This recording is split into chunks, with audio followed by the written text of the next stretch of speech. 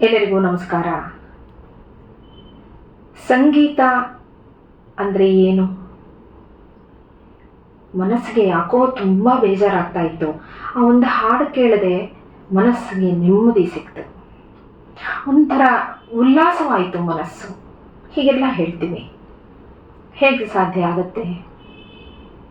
ಯಾಕೆ ಇದಕ್ಕೆ ಇಷ್ಟೊಂದು ಶಕ್ತಿ ಸಂಗೀತಕ್ಕೆ? ಇತ್ತೀಚೆಗೆ ಬಂದಿದ್ದ ಸಂಗೀತ, ಈಗ ಕೆಲವು ಶತಮಾನಗಳಿಂದ ಬಂದಿದ್ದ ಸಂಗೀತ, ಇದಕ್ಕೆ ಏಕೆ ಇಷ್ಟೊಂದು ಮಹತ್ವ? ಮ್ಯೂಸಿಕ್ ಥೆರಪಿ ಅಂತಾನೆ ಎಲ್ಲ ಕಡೆಯೂ ಶುರುವಾಗಿದೆ. ಎಷ್ಟೋ ರಾಗಗಳಿಂದ ಎಷ್ಟೊಂದು ದೊಡ್ಡ ದೊಡ್ಡ ರೋಗಗಳನ್ನ ಗುಣ ಮಾಡ್ತಾ ಇದ್ದಾರೆ. ಸಂಗೀತದಲ್ಲಿ ಏನಿದೆ ಅಂಥ ಶಕ್ತಿ? ಸ್ವರ, ರಾಗ, ತಾಳ ಭಾವಯುಕ್ತವಾಗಿ ಹಾಡಿದ್ರೆ ಅದೊಂದು ಹಾಡು ಅಥವಾ ಅದೊಂದು ಕೃತಿ. ಏನೋ ಮನಸ್ಸಿಗೆ ಒಂದಿಷ್ಟು ನೆಮ್ಮದಿ ಸಿಕ್ತು ಹೇಳ್ತೀವಿ. ಆದರೆ ಈ ಗಾಂಧರ್ವ ವಿದ್ಯೆ ವೇದಕ್ಕೆ ಸಮನಾಗ್ತು. ಹಿಂದೆ ಓಂಕಾರದ ಬಗ್ಗೆ ಹೇಳಿದಾಗ ನಾದ ಬಿಂದು, ಆ ನಾದ ಓಂಕಾರ ಪ್ರಣವದ ಬಗ್ಗೆ ಆ ವಿಡಿಯೋನಲ್ಲಿ ನಾನು ಒಂದಿಷ್ಟು ವಿಷಯವನ್ನ ಹೇಳಿದ್ದೀನಿ. ಪ್ರಕೃತಿ ಪುರುಷ ಅಂದ್ರೆ ಶಿವೆಯರಿಂದ ಆ ನಾದ ಬಿಂದು ಹೊರಹೊಮ್ಮಿತು. ಅದರಿಂದಲೇ ಈ ಸ್ವರ, ರಾಗ ಎಲ್ಲವೂ. ನನಾದೇನ ವಿನಾ ಸ್ವರಃ. ಏನು ಸ್ವರ ಅಂದ್ರೆ? ಆ ಸ್ಥಾನ ಎಲ್ಲಿದೆ? ಇಂಥ ಎಷ್ಟೊಂದು ಪ್ರಶ್ನೆಗಳು ನಮಗೆ ಬರ್ತಾ ಹೋಗುತ್ತೆ. ರಾಗಚಂದ್ರೋದಯದ ಕರ್ತೃ ಅಕ್ಬರೀಯ ಕಾಳಿದಾಸ ಅಂತಾನೆ ಬಿರುದು ಪಡ್ಕೊಂಡಿರೋ ಕನ್ನಡಿಗನಾದ ಮಹಾವಿದ್ವಾಂಸ ಪುಂಡರೀಕ ವಿಠಲ ಸ್ವರ ಮತ್ತೆ ಶ್ರುತಿಯಲ್ಲಿರೋ ಅಂತರವನ್ನ ವಿವರಿಸ್ತಾ ಈ ರೀತಿ ಹೇಳ್ತಾನೆ. ನನು ಸ್ವರಸ್ಯ ಶ್ರುತಿತಃ ಪೃಥಕ್ವಂ ತ್ವಯಾ ಯದುಕ್ತಂ ನ ತತ್ರಾತ್ರ ಯುಕ್ತಂ ಸಾಧ್ಯ ಶ್ರುತೇಃ ಕೈಶಿಕಿನೇಶ್ಚ ಭೇದಃ ಕುತಸ್ತಥಾನ್ಯ ಶ್ರುತಿತ ಸ್ಮರಾಣ.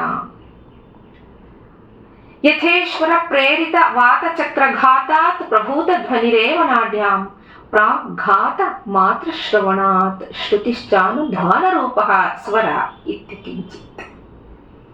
ಏನ್ ಹೀಗಂದ್ರೆ, ಎಲ್ಲರಲ್ಲೂ ಆತ್ಮ ಸಂಚಾರ, ಆತ್ಮ ಅನ್ನೋದು ಇದ್ದೇ ಇರುತ್ತೆ, ಸ್ಥಿತವಾಗಿರುತ್ತೆ. ಆತ್ಮನಿಲ್ಲದೆ ಯಾವ ದೇಹವೂ ಉಳಿಯೋಕೆ ಸಾಧ್ಯ ಇಲ್ಲ. ಆತ್ಮನಿಂದ ಪ್ರಾಣವಾಯು ಪ್ರೇರಿತವಾಗ್ತಾ ಇರುತ್ತೆ. ನಂತರ ಊರ್ಧ್ವಮುಖವಾಗಿ ಚಲಿಸ್ತಾ ಯಾವುದಾದರೊಂದು ನಾಡಿಯನ್ನ ಘಾತಿಸಿ ಅದರಲ್ಲಿ ಸಂಚರಿಸೋದ್ರಿಂದ ಧ್ವನಿ ಅಲ್ಲಿ ಹುಟ್ಕೊಳ್ಳುತ್ತೆ. ನಾಡಿಯ ಬಗ್ಗೆ ಹಿಂದೆ ಹೇಳಿದಾಗ ನೀವು ಕೇಳಿರ್ತೀರಿ, ಇಡ, ಪಿಂಗಳ, ಸುಷುಮ್ನ ನಾಡಿಗಳ ಬಗ್ಗೆ. ನಾಡಿಯನ್ನ ಘಾತಿಸಿ ಈ ರೀತಿ ಮೊದಲಿಗೆ ಕೇಳ್ಪಡೋ ಧ್ವನಿಯೇ ಶ್ರುತಿ. ಇದರ ಅನುಧ್ವಾನದಿಂದ ಅಂದ್ರೆ ಅನುರಣದಿಂದ ಗೋಚರಿಸೋ ಅಂಥದ್ದು ಸ್ವರ. ಇದು ಸ್ವರದ ಬಗ್ಗೆ ಅತ್ಯುತ್ತಮ ವಿವರಣೆ. ಪ್ರತಿಯೊಂದು ಭಾವದಲ್ಲೂ, ಪ್ರತಿಯೊಂದು ಧ್ವನಿಯ ಸ್ಥಾಯಿಯಲ್ಲೂ ಒಂದೊಂದು ಸ್ವರ ಹುಟ್ಟುತ್ತಾ ಹೋಗುತ್ತೆ. ಅದು ವಿಸ್ತಾರಗೊಂಡ್ರೆ, ವಿಕಾಸವಾದ್ರೆ ರಾಗ ಆಗತ್ತೆ. ಇದೇ ಕಾರಣದಿಂದಲೇ ಶ್ರುತಿರ್ಮಾತಾ ಲಯಃ ಪಿತಾ ಅಂತ ಹೇಳಿರೋದು. ಆತ್ಮನಿಂದ ಮೊದಲು ಯಾವ ನಾದ ಹೊರಡತ್ತೋ ಅದೇ ಮುಂದಿನ ವಿಕಾಸಗಳಿಗೆ ಕಾರಣವಾಗೋದ್ರಿಂದ ಶ್ರುತಿ ಮಾತೆ. ಸಪ್ತ ಸ್ವರಗಳಿಂದ 22 ಶ್ರುತಿಗಳು ಹುಟ್ಟತ್ವೆ ಅಂತ ಶಾಸ್ತ್ರ ಹೇಳುತ್ತೆ. ಇವು 22 ಶ್ರುತಿಗಳ ಸಂಗೀತದಲ್ಲಿ ಒಟ್ಟು ಎಷ್ಟು ರಾಗಗಳು ಇವೆಯೋ ಅವೆಲ್ಲವೂ ಅಲ್ಲೇ ಅಡಕವಾಗಿದೆ. ಅದರಿಂದ ಇದೇ ಮೂಲಭೂತವಾದ ಜಾಗ, ಇದೇ ಮಾತೃ. ಇಲ್ಲಿಂದಲೇ ಜನನ ಮತ್ತೆ ವಿಕಾಸವಾಗೋದು, ಈ ಸ್ವರಗಳ ಜನನ ಮತ್ತೆ ವಿಕಾಸ. ಹೀಗೆ ಸೃಷ್ಟಿ ರಾಗಮಯವಾಗಿದೆ ಅನ್ನೋದು ಧ್ವನಿಶಾಸ್ತ್ರಜ್ಞರು ಅದನ್ನ ಸಾರಿ ಹೇಳ್ತಾರೆ. ನನಾದೇನ ವಿನಾ ರಾಗ. ಬೇರೆ ಬೇರೆ ರಾಗಗಳಿಗೆ ಬೇರೆ ಬೇರೆ ಸ್ವರಗಳು.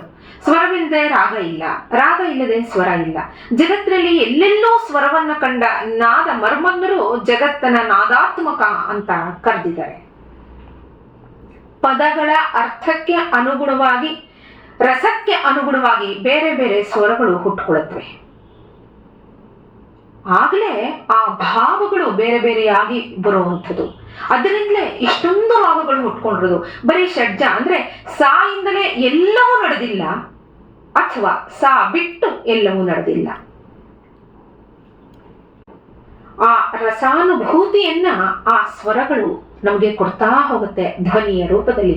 ಧ್ವನಿ ಯಾವ ಒಂದು ಸ್ಥಿತಿಯಲ್ಲಿ ಹೊರಡುತ್ತೋ ಹಾಗೆ ಅದು ತನ್ನ ತರಂಗಗಳನ್ನ ಮುಂದಕ್ಕೆ ವಿಸ್ತರಿಸ್ಕೊಳ್ತಾ ಹೋಗುತ್ತೆ. ಹೇಗೆ ಹೇಗೆ ತರಂಗಗಳು ವಿಸ್ತಾರವಾಗ್ತಾ ಹೋಗುತ್ತೋ ಹಾಗೆ ರಾಗವು ವಿಸ್ತಾರವಾಗ್ತಾ ಹೋಗುತ್ತೆ. ನಾವು ಹಾಡುಗಾರಿಕೆಯಲ್ಲಿ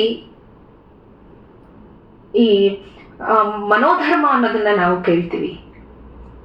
ಆ ಒಂದು ರಾಗದಲ್ಲಿ ಎಷ್ಟು ರೀತಿಯ ಭಾವಗಳನ್ನ ನಮಗೆ ಎಷ್ಟೊಂದು ರೀತಿಯಾಗಿ ಅವರು ಅದನ್ನ ತೋರಿಸ್ತಾ ಹೋಗ್ತಾರೆ. ಅಷ್ಟೇ ಸ್ವರಗಳಲ್ಲಿ, ಆ ರಾಗದಲ್ಲಿ ಎಷ್ಟು ಸ್ವರಗಳು ಬರುತ್ತೋ ಅಷ್ಟೇ ಸ್ವರಗಳಲ್ಲಿ ಅಲ್ಲಿ ಸಂಚಾರ ನಡೀತಾ ಹೋಗುತ್ತೆ. ಅದು ಆಗ ನಮಗೆ ಸುಶ್ರಾವ್ಯವಾಗಿ ಕೇಳಿಸುತ್ತೆ. ಸ್ವರ, ಮಂದ್ರ, ಮಧ್ಯ, ತಾರ ಅಂತ 3 ಬಗೆ. ಅವು ಹುಟ್ಟೋ ಜಾಗಗಳನ್ನ ಗುರುತಿಸಿದರೆ, ಅತಿ ಮಂದ್ರ ಸ್ವರ ನಾಭಿಯ ಕೆಳಗೆ ಜನಿಸುತ್ತೆ. ಮಂದ್ರ ಸ್ವರ ಹೃದಯದಲ್ಲಿ ಇಡಾನಾಡಿಯಲ್ಲಿ ಪ್ರತಿಕ್ರಿಯೆಯಿಂದ ಜನಿಸುತ್ತೆ. ಮಧ್ಯ ಸ್ವರ ಕಂಠದಲ್ಲಿ ಪಿಂಗಳ ನಾಡಿಯಲ್ಲಿ ಜನಿಸುತ್ತೆ. ಅತಿತಾರ ಶಿರಸ್ಸಿನ ಮೇಲ್ಭಾಗದಲ್ಲಿ ಜನಿಸುತ್ತೆ. ಅತಿತಾರ ಅಂದ್ರೆ ಏನು? ನಾವು ಮೇಲೆ ಕಿರಿಚಿ ಏನು ಮಾತಾಡ್ತೀವಿ, ನಮ್ಮ ಮಾತಿನಲ್ಲೂ ಆ ಒಂದು ಭಾವ, ರಸಾನುಭವವನ್ನ ನಾವು ನೋಡ್ತಾ ಹೋಗಬಹುದು. ಈ ರೀತಿಯಲ್ಲಿ ಸ್ವರವನ್ನ ನಾವು ಅದರ ಸ್ಥಾಯಿ, ಅದರ ಸ್ಥಿತಿ ಮತ್ತೆ ಅದು ವಿಕಾಸವಾಗೋ ಹಾದಿಗಳನ್ನ ಗಮನಿಸ್ತಾ ಗುರುತಿಸಬೇಕು. ಹೇಗೆ ಇದು ಬಂತು? ಇದಕ್ಕೆ ಅಧಿಷ್ಠಾತೃ ದೇವತೆಗಳು ಯಾರ್ಯಾರು? ಸ್ವರಗಳಿಗೆ ಅಧಿಷ್ಠಾತೃ ದೇವತೆ ವಾಹನ, ಪ್ರಾಣಿ, ಅವುಗಳ ನಿವಾಸವಾದ ವೃಕ್ಷಗಳು, ಸ್ವರಗಳಿಗೆ ಋಷಿಗಳು, ಹೀಗೆ ಎಷ್ಟೊಂದು ಬಗೆ ಶಾಸ್ತ್ರಜ್ಞರು ನಮಗೆ ಅದನ್ನ ಗುರುತಿಸಿ ವಿಭಾಗವನ್ನ ಮಾಡಿಕೊಟ್ಟಿದ್ದಾರೆ. ಸಪ್ತ ಸ್ವರಗಳು: ಷಡ್ಜ ಅಂದ್ರೆ ಸ, ಋಷಭ ರಿ, ಗಾಂಧಾರ ಗ, ಮಧ್ಯಮ ಮ, ಪಂಚಮ ಪ, ದೈವತ ಧ, ನಿಷಾದ ನಿ. ಇವುಗಳಿಗೆ ಕ್ರಮವಾಗಿ ಅಗ್ನಿ, ಬ್ರಹ್ಮ, ಸರಸ್ವತಿ, ಶಿವ, ವಿಷ್ಣು, ಗಣೇಶ, ಸೂರ್ಯ ದೇವತೆಗಳು. ವಾಹನಗಳು ಯಾವ್ಯಾವು ಅಂದ್ರೆ ಹಂಸ, ಸಿಂಹ, ಭೇರುಂಡ, ಹರಿಣಿ, ಮಕರಿ, ಗಿಳಿ, ಕಾಗೆ. ಹೀಗೆ ಸ್ವರಗಳನ್ನ ಈ ಪ್ರಾಣಿಗಳ ಉಲಿಯಲ್ಲಿ ನಾವು ಕಾಣಬಹುದು. ಅಂದ್ರೆ ಅವುಗಳ ಒಂದು ನಾವು ಏನ್ ಹೇಳ್ತೀವಿ, ಆ ಪಕ್ಷಿ ಹೀಗೆ ಸೌಂಡ್ ಮಾಡುತ್ತೆ ಅಂತ, ಆ ಧ್ವನಿಯಲ್ಲಿ, ಅವುಗಳ ಧ್ವನಿಯಲ್ಲಿ ನಾವು ಅದನ್ನ ಕೇಳಬಹುದು. ಅವು ಕ್ರಮವಾಗಿ ಷಡ್ಜ ಅಂದ್ರೆ ನವಿಲು, ಚಾತಕ ಪಕ್ಷಿ ಋಷಭ, ಆಡು ಗಾಂಧಾರಕ್ಕೆ, ಕ್ರೌಂಚ ಮಧ್ಯಮ, ವರಾಹ ಪಂಚಮಕ್ಕೆ, ಕುದುರೆ ದೈವತ, ಆನೆ ನಿಷಾದ. ಸಪ್ತಸ್ವರಗಳಿಗೆ ಆಶ್ರಯವಾದ ವೃಕ್ಷಗಳು ಯಾವ್ಯಾವು ಅಂದ್ರೆ ಷಡ್ಜಕ್ಕೆ ಮಾವಿನ ಮರ, ಋಷಭಕ್ಕೆ ಖರ್ಜೂರ, ಗಾಂಧಾರಕ್ಕೆ ಬಾಳೆ ಮರ, ಮಧ್ಯಮಕ್ಕೆ ನಿಂಬೆಯ ಮರ, ಪಂಚಮಕ್ಕೆ ದಾಳಿಂಬೆ, ದೈವತಕ್ಕೆ ದ್ರಾಕ್ಷಾಲತೆ, ನಿಷೇಧಕ್ಕೆ ಸುರ ಹೊನ್ನೆ.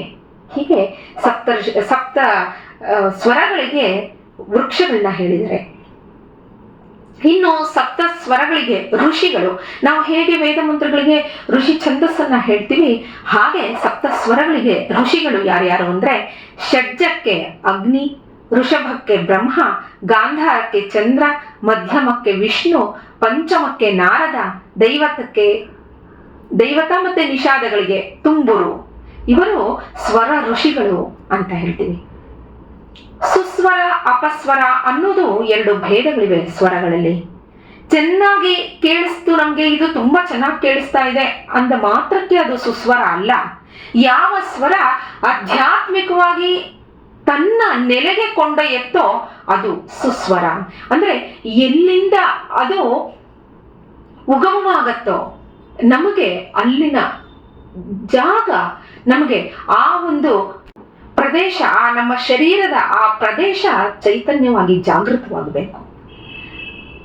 ಆ ರೀತಿ ಆದ್ರೆ ಅದು ಸುಸ್ವರ ಅಂತ ಅನ್ನಿಸ್ಕೊಳ್ಳೋದು. ಪ್ರಾಣವಾಯು ಕಂಠದ ಮೇಲ್ಭಾಗದ ಸ್ಥಾನಗಳನ್ನ ಸ್ಪರ್ಶಿಸಿದಾಗ ಆಗೋ ಆಘಾತದಿಂದ ಜನಿಸೋ ಅ ಇ ಉ ಮುಂತಾದ ಸ್ವರಗಳು ಉದಾತ್ತ ಅಂತ ಅನ್ನಿಸ್ಕೊಳತ್ವೆ. ಉಚ್ಚೈರುದಾತ್ತ ಅಂತ ಪಾಣಿನಿ ಸೂತ್ರೀಕರಿಸಿದಾನೆ. ಇದನ್ನೇ ಅವನು ಹೇಳಿರೋದು. ವಾಯುವಿನ ಆಘಾತ ಕಂಠದ ಕೆಳಭಾಗದಲ್ಲಾದರೆ ಸ್ವರಗಳು ಅನುದಾತ್ತವಾಗತ್ವೆ. ಇದನ್ನೇ ನೀಚೈರನುದಾತ್ತ ಅಂತ ಪಾಣಿನಿ ಹೇಳಿದಾನೆ. ಉದಾತ್ತ ಅನುದಾತ್ತಗಳ ಮಿಶ್ರಣ ಸ್ವರಿತ, ಸಮಾಹಾರ ಸ್ವರಿತ ಸೂಚಿಸುತ್ತೆ. ಇದನ್ನ ಸಪ್ತಸ್ವರಗಳ ಉತ್ಪತ್ತಿ ಕ್ರಮ ಗುರುತಿಸೋದು ಹೇಗೆ ಅಂತಂದ್ರೆ, ಪ್ರಾಣವಾಯು ನಾಸಿಕ, ಕಂಠ, ಎದೆ, ಅಂಗಳು, ಜಿಹ್ವೆ ಮತ್ತೆ ದಂತಗಳು, ಈ 6 ಸ್ಥಾನಗಳ ಆಶ್ರಯ ಪಡೆದಾಗ ಉತ್ಪತ್ತಿ ಆಗೋದೇ ಷಡ್ಜ ಅಂದ್ರೆ ಸ.